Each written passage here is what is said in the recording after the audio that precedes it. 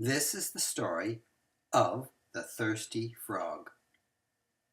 Once upon a time, Zach and Ivy, who were brother and sister, were going to their swimming lesson.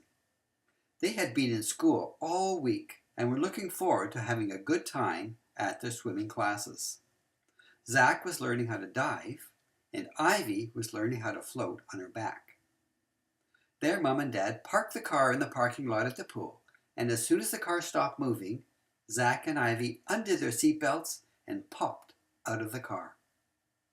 Mom and Dad held their hands as they walked to the big glass doors at the front of the building. Lots of other children were walking with their parents too, and everyone was very happy. As soon as they opened the doors to the building, they could hear the sounds of children yelling and playing in that echoing way that always happens in buildings with a large pool. The smell of the chlorine made Zach and Ivy happy because they knew they soon were going to have a great time.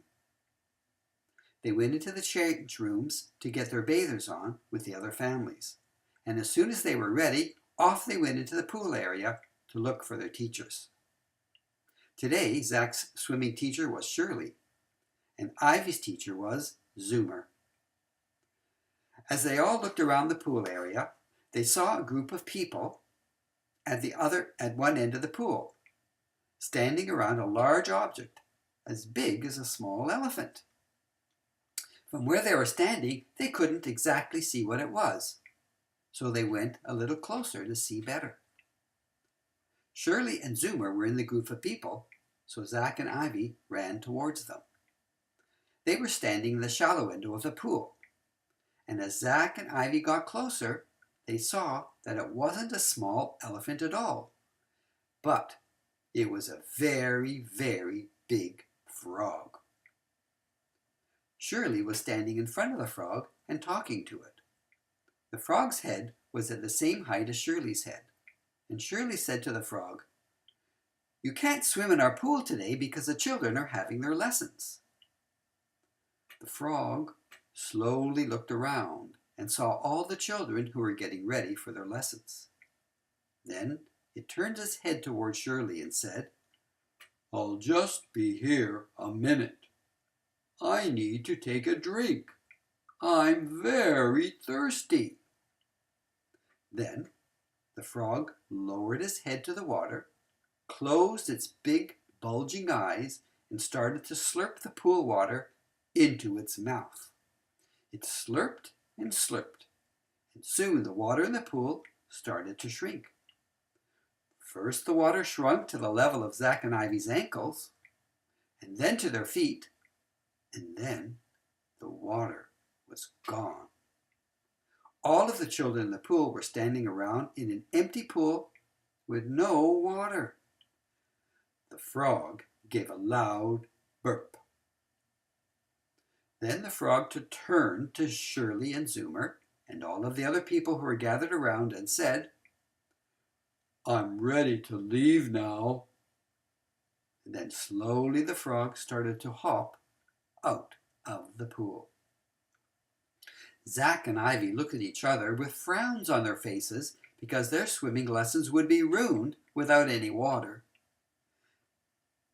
Then they called out to the frog, "Hey, Mr. Frog, wait up a bit, please." The frog stopped and turned its head to look at Zach and Ivy. Zach said to the frog, "Are you ticklish?" "What does that mean?" said the frog. Ivy said, "I'll show you." Ivy ran up to the frog and tickled it under his arm. Then Zach ran up and tickled it under its other arm, and soon the frog started to laugh. Ivy and Zach kept up the tickling, and the frog laughed harder and harder and harder.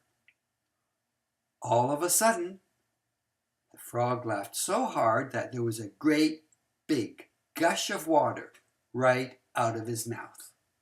The water gushed and gushed until the pool was filled up, just like before. Then Ivy said to the frog, "If you're thirsty, I'll let you have my juice box. It's more delicious than water from the pool."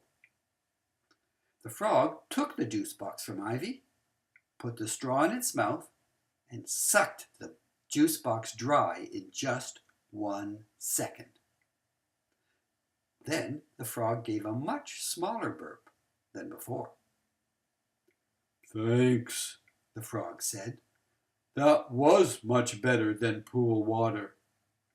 Would you like a ride on my back?" Ivy and Zach said, "Yes, we would, thank you."